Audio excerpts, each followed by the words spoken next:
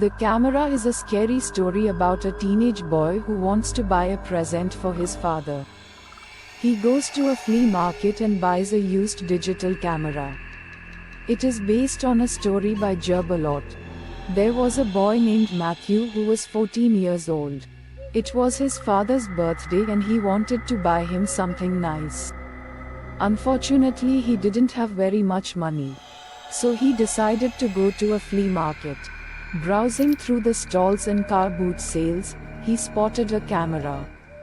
He remembered that his father had always wanted one.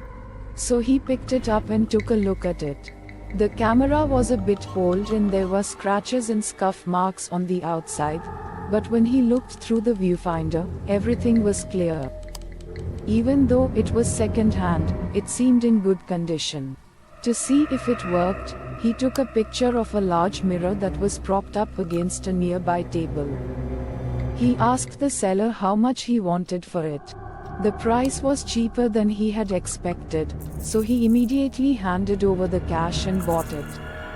As he was leaving, the seller mentioned that the camera had once belonged to 4 college students who had mysteriously disappeared. When he heard this, Matthew was a little unnerved. All of a sudden, he heard the sound of breaking glass. When he spun around, he saw that the mirror he had taken a picture of had just fallen over and shattered into tiny pieces. That evening, Matthew, his mother and his little brother waited anxiously for his father to come home from work. As soon as he opened the front door, they shouted, "Happy birthday," and started giving him their gifts.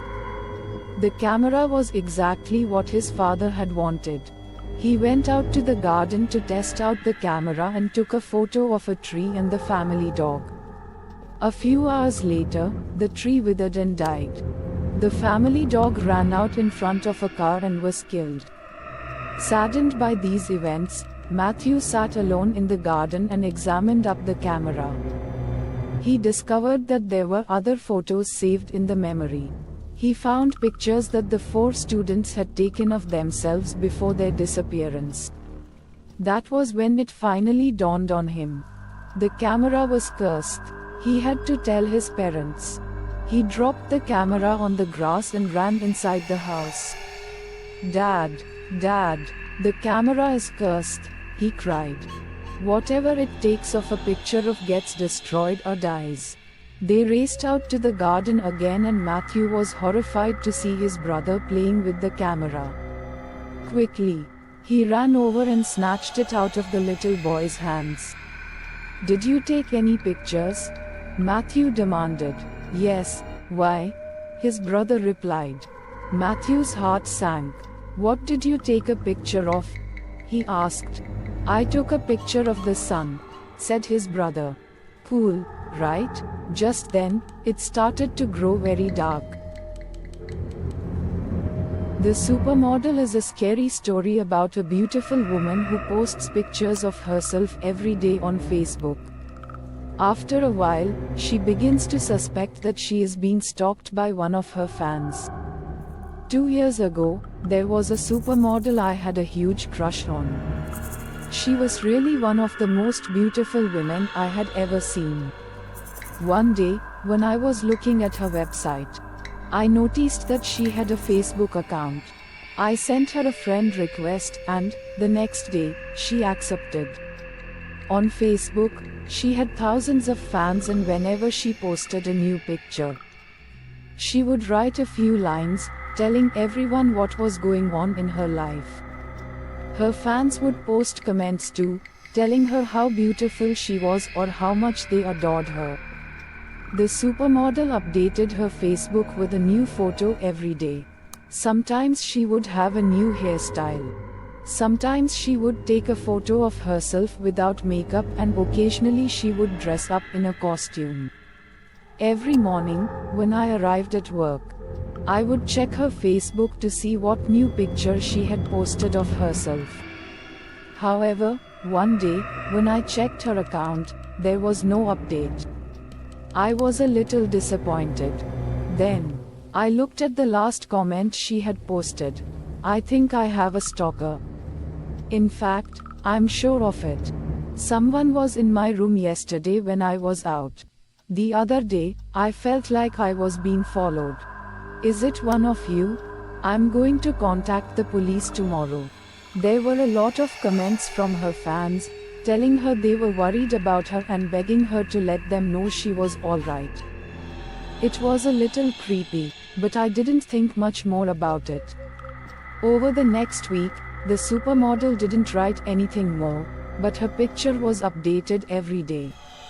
On Monday, it was a close-up of her nose, on Tuesday, her mouth, on Wednesday her ear, on Thursday her arm, on Friday, her legs, and on Saturday, her feet. In the comments on each picture, her fans were becoming more and more worried. When I saw the image that was posted on Sunday, I almost threw up. It was a picture of a smiling man, holding a woman's mutilated corpse in his arms. Her head had been cut off and it was sitting on her stomach. There was some text written beneath it. Here is your precious supermodel. None of you can have her. She belongs to me now and I won't share her with anyone. Her password was too easy to guess. It was her birthday. It was absolutely horrific. As soon as I saw it, I called the police to report it.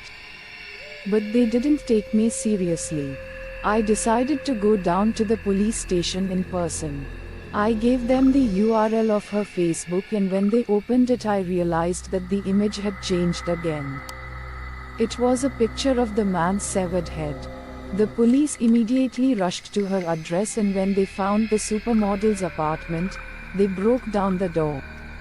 Inside, they found the dead bodies of a man and a woman. Both of them had been decapitated. The police were presented with a real mystery. They knew who murdered the supermodel, but they could never figure out who killed her murderer. To this day, the case remains unsolved. McDonald's is a disturbing story about one man's obsession with the famous fast food restaurant. When his family get tired of eating at McDonald's, the father is offended and takes matters into his own hands. My dad was obsessed with McDonald's. He couldn't live without it. He wouldn't eat at just any fast food restaurant. No Burger King, no Wendy's. It had to be McDonald's. It got to the point where he would have to eat something from McDonald's at least once a day. Sometimes, for breakfast, he would run out and get a sausage and egg McMuffin. For lunch, he would grab a McChicken sandwich or a bacon double cheeseburger. His favorite meal was a Big Mac and fries. He enjoyed the food, but the rest of the family quickly got tired of it. After a while, my mother, my sister and myself couldn't put up with it anymore. We couldn't bear to look at another chicken McNugget. Gradually, we started trying avoid eating at McDonald's with him. When he realized what we were doing, it really irritated him. He acted like we had somehow betrayed him by not liking McDonald's. What's wrong? He demanded one day. Why won't you come to McDonald's? Is it because you don't want to eat with me? My mom looked at the floor and my sister pretended she hadn't heard him. It's not that, Dad, I explained awkwardly. It's just that we don't want to eat at McDonald's anymore. He stared at us for a few moments, then shook his head sadly and left. 20 minutes later, he came back with a double quarter pounder with cheese and ate it alone in the living room. He spent the rest of the evening sulking and giving us dirty looks. One night, after I finished my homework and watched a little TV, I decided to go to bed. My little sister was already fast asleep on the top of the bunk bed. I turned off the light in the bedroom and quietly slid into the bottom bunk, taking care not to wake her. Sometime later, I heard our bedroom door creak open. Squinting in the light from the hallway, I could see a figure standing in the doorway. I blinked my eyes in surprise. It was Ronald McDonald. He was just standing there, silently staring at us. He didn't seem to be aware that I was awake. In the dim light, he crept into the room and tiptoed quietly over to our bunk bed. From where I was lying, on the bottom bunk, I could see him reach out and start to shake my sister. "I'm lovin' it," he showed. "Ha ha ha, I'm lovin' it, I'm lovin' it, ha ha ha." I heard my sister's piercing scream as the bed began shaking violently. All of a sudden, something fell off the top bunk and hit the desk below, knocking it over and scattering pens and notebooks all over the floor. From the doorway, I heard my mother's voice cry out in alarm. "What the hell are you doing?" Ronald McDonald rushed over and turned on the light. At that moment, I realized that it was just my dad dressed up in a Ronald McDonald costume. I rubbed my eyes and looked around. Underneath the overturned desk, I saw part of my sister's pink pajamas peeping out. There was a pool of blood forming around it. My mother began screaming hysterically and my father just stood there in shock. The ambulance came a few minutes later and the paramedics rushed in. They looked at my dad in astonishment and my dad, in his excitement, punched one of them in the face. It was absolute chaos. My mom kept shouting, "No, no, you stay at home," but my dad pushed her out of the way and scrambled into the back of the ambulance with my sister. Our neighbors were all standing in their gardens in their pajamas, watching us. Dumbfounded, there wasn't much they could do for my sister in the hospital. She had injured her spine and her brain in her fall. When the doctors eventually let her come home, she just lay on the bed. Her eyes open wide, her teeth clench and unclenching and her arms and legs waving uncontrollably. Before the accident, my sister had been so sweet and pretty, but now she was completely changed. She couldn't speak. All she could do was groan. When my mom asked my dad why he did it, he told her it was to make us like McDonald's more. My mom cried. I said nothing. My dad just kept munching on his Big Mac. The clown costume is a scary story about a teacher who has problems with the students in his class and keeps seeing a strange man in a clown suit. There was a teacher who hated his students. He hated the way they dressed, their odd hairstyles and their bad language. The way they slouched in their seats and the way they stared vacantly at him while he explained some maths problem really got on his nerves. They disgusted him so much that he couldn't bear to be around them. At school, he had a reputation for being strict, mean and unfair. If any of his students did even the slightest thing wrong, he would hand out harsh punishments, sending them to detention or giving them extra work to do. The teenage girls and boys in his class grew to despise him and he delighted in making their lives a misery. One night, as he was relaxing at home, listening to classical music on his record player, the teacher happened to look out the window and something caught his eye. In the window of the building across the road, a figure was dancing around. It was a clown and it seemed to be staring right at him. Unnerved, he quickly closed his curtains and tried to forget about it. The next day, at school, his students were irritating him more than ever. When his back was turned, they would make funny noises to embarrass him. One time, when he sat down at his desk, somebody made a noise. It drove him crazy that he couldn't figure out which of the teenagers was doing it. That night, he was at home, reading a book when he glanced out the window. He saw the clown again. It was dancing around in the same window, waving its hands like a crazy person. When it caught his attention, it reached down and picked something up. It was an axe.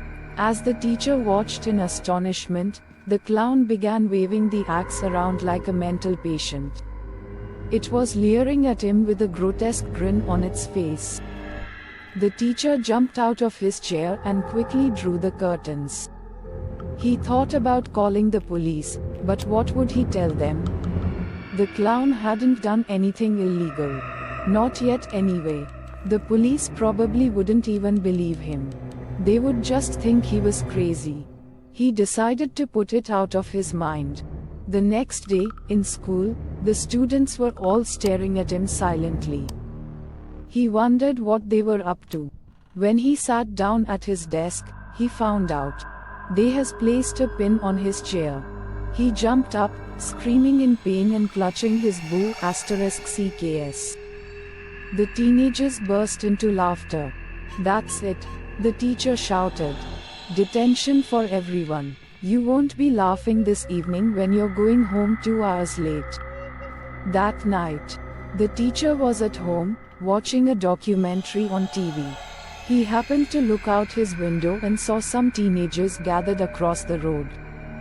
He recognized them as students in his class and they were spray painting graffiti on the wall opposite him. He had no doubt that the graffiti was about him.